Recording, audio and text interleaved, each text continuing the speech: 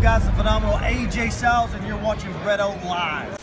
What is going on, guys? BrettO Live back with another video, and today we have the Week in Review episode 47 right here in front of you guys. Raw, I thought, was pretty freaking good. So without further ado, we're going to jump right into this Week in Review setup. And yes, guys, if you guys have never heard of the Week in Review setup, this is when we set up Raw and Smackdown in a setup style for, of course, what happened during that week. So without further ado, let's jump right in. Starting over here was a backstage segment. It was No Way Jose and his little posse, and then it was also Eric Rowan. And No Way Jose just walks right up to him. He's like, "Hey, man, can I get a look in the cage?" And Eric Rowan's like, I've been just waiting for somebody to ask me politely. So then he puts his hands in the cage. I'm like, no way they're revealing it. He takes out a freaking massive spider. So I don't find any interest in this at all. But, yeah, it was a massive spider that was in the cage the entire time, and to be honest, I am not interested at all. I thought it was going to be something else, something fresh, something cool, but, yeah, I'm not even joking, it was just a massive spider, and then they all ended up running away. But, yeah, Eric Rowan revealed what was in the cage. Moving over here, it was Ruby Riott versus Liv Morgan with a special guest referee of Sarah Logan. So I'm going to tell you what went down right now. Sarah Logan helped Liv Morgan win the match with a quick 3 count to pin Ruby Riott. Ruby Riott got really mad. Liv Morgan kicked her in the side of the face, got her out of the equation, and then Sarah Logan took out Liv Morgan. So, yeah, they made Sarah Logan look good, and then they played her music, and I'm like, oh, my God, Sarah Logan just got the best of Liv Morgan and Ruby Riott? What? So, yes, they're building up for, of course, the Elimination Chamber match that's coming soon. I thought that was all right. Not the best thing during the show, but still not bad. Moving over here was Buddy Murphy and Seth Rollins versus the Street Profits for the last ever time that the Street Profits will face for the Raw Tag titles, and the Street Profits friggin' delivered with a little help from Kevin Owens. The AOP were looking to get themselves interjected in the match, but the AOP distracted the referee unintentionally, and then Kevin Owens from behind with a stunner to Seth Rollins. And then the Street Profits were able to take advantage with a frog splash on the top rope, pinning Seth Rollins for the Raw Tag titles. I thought this match was super cool. The crowd was getting behind the Street Profits. That was awesome. They had a bunch of solo cups. It was so freaking cool. And yes, the Street Profits are the brand new Raw Tag champs. Yeah, again, from a little help with Kevin Owens, but yeah, super friggin' awesome. Loved it. This, I am so disappointed about. Ricochet versus the 24/7 champion, Riddick Moss, and it was for the 24/7 title. I'm like, okay, no way Ricochet loses, but I do not want to see him the 24/7 champion. Ricochet does lose, and I'm like, oh my God, why did he just lose to Riddick Moss? This is Ricochet. Like, Ricochet is... I have no idea what WWE's thinking here, but yeah, Ricochet lost to Riddick Moss for the 24/7 title. Oh my God. I mean, the match was kind of trash, not going to lie, but Ricochet? Dude, Ricochet is awesome, and you're going to make him lose against Riddick Moss? Come on, man. I was really disappointed about that. Moving over here was Andrade and Angel Garza versus Rey Mysterio and Humberto Carrillo in a kick-butt match. I thought this was a really good tag team match. Rey Mysterio and Humberto Carrillo finally got the best of Angel Garza and Andrade in a tag team match. Thought it was an amazing match, and Humberto Carrillo and Rey Mysterio did pick up the victory. Again, that was one of my favorite matches of the night right there. Opening the show over here was Drew McIntyre. Actually, it was Brock Lesnar and Paul Heyman coming out, doing their classic promo. Not a prediction, not a spoiler. He's going to beat him at WrestleMania. Yeah, all this garbage. And then Drew McIntyre's music hits. Comes in the ring. Brock Lesnar, he looks like he's about to stand down. Starts walking out of the ropes. Turns around really quick. Boom, Claymore to Brock Lesnar.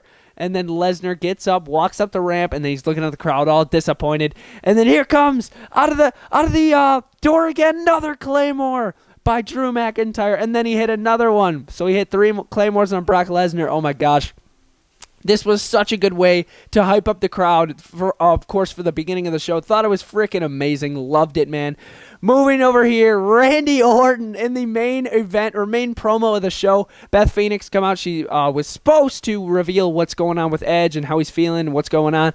Randy Orton comes out, just basically blames it on her why he did everything, because Randy Orton just wanted him to be a dad, but Beth Phoenix wanted him to come back. So yeah, I don't really know why all this went down, but Randy Orton, in the end, ended up hitting an RKO on Beth Phoenix, and I went absolutely ballistic. I could not believe it. I am totally fine with the men hitting the women.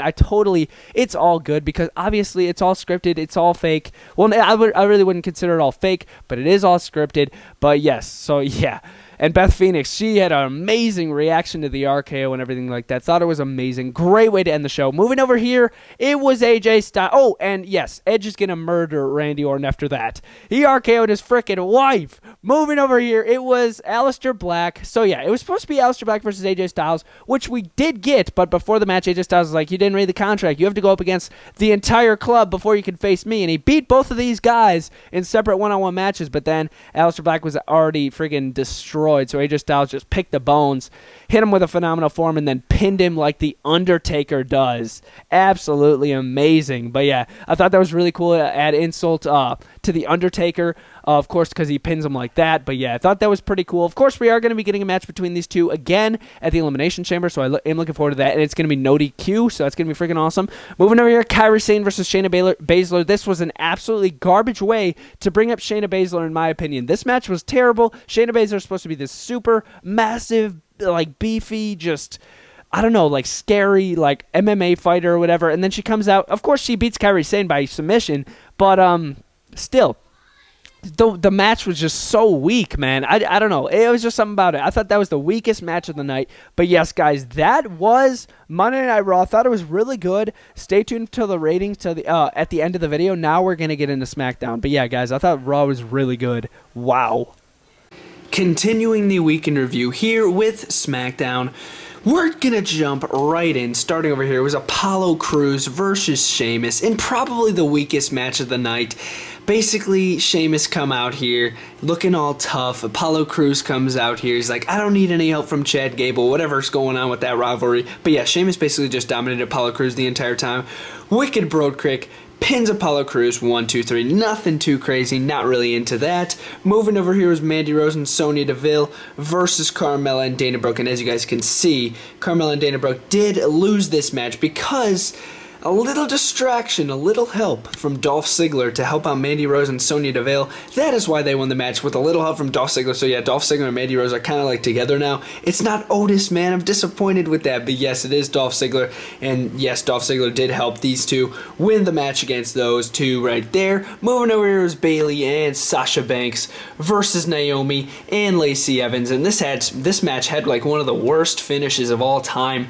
It was like Sasha Banks set up in the corner with Naomi. I think she hit like a move on the ropes or something. On the turnbuckle, and then she pinned her like nothing. I was like, oh my gosh, this is terrible. But yeah, that match wasn't too entertaining at all either. Starting off the show over here, it was a moment of bliss right here with special guests, the NWO, or at least part of the NWO, Scott Hall, Kevin Nash, and X-Pac, or whatever you guys want to call him. But yes, those were the special guests, and then Sami Zayn and Cesaro and Shinsuke come out there. They just started dissing the NWO, and then Strowman come out. He's looking to teach Sami Zayn and Shinsuke Nakamura and Cesaro a lesson. He did teach Cesaro and Shinsuke a lesson, but he was not able to get to Sami Zayn. What Sami Zayn did is he was about to get attacked by the NWO and Strowman. He grabbed Alexa Bliss, put her in front of him, and then protected himself with her. So it was basically like a shield between the men and then Alexa Bliss and everything. So that was pretty interesting. But yeah, of course, if you guys didn't see Elimination Chamber predictions, that video is on the channel right now. I talked about all my predictions. But yes, Braun Strowman right there.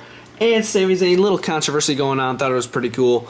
Moving over here in the main event. This took up like 45 minutes of the entire show, but I thought I was totally for it. I thought it was a really good match, really good main event. It was all 6 teams that are going to be involved in the Elimination Chamber match coming up this Sunday, including Heavy Machinery, which I don't have, but yes, they are also included in this gauntlet match. And Heavy Machinery literally eliminated all of these teams: Miz and Morrison, Usos, the Lucha House Party, and the freaking New Day. Heavy Machinery was dominating, dude. It was awesome. It was absolutely awesome. But then Dolph Ziggler and Bobby Roode were the last to come out, and they took out Heavy Machinery, and they took advantage of a beaten down Heavy Machinery because, of course, Miz and Morrison had to beat them up because they were super mad that they lost.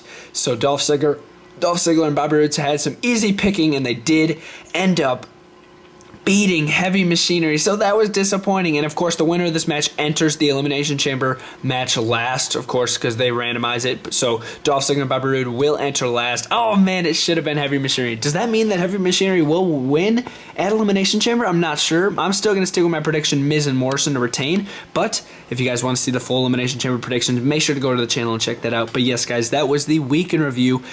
Really hope you guys enjoyed this video. If I were to rate Raw this week, I would give Raw a solid 8 out of 10, and I would give SmackDown a 7. To be honest, there was too much woman stuff, not gonna lie. But yes, guys. And Apollo Crews versus Sheamus was kind of weak. Well, super week. But yes, guys, that was the weekend review. Let me know what you guys thought about the shows in the comments down below. And I'll see you guys next time. BrettO Live, out.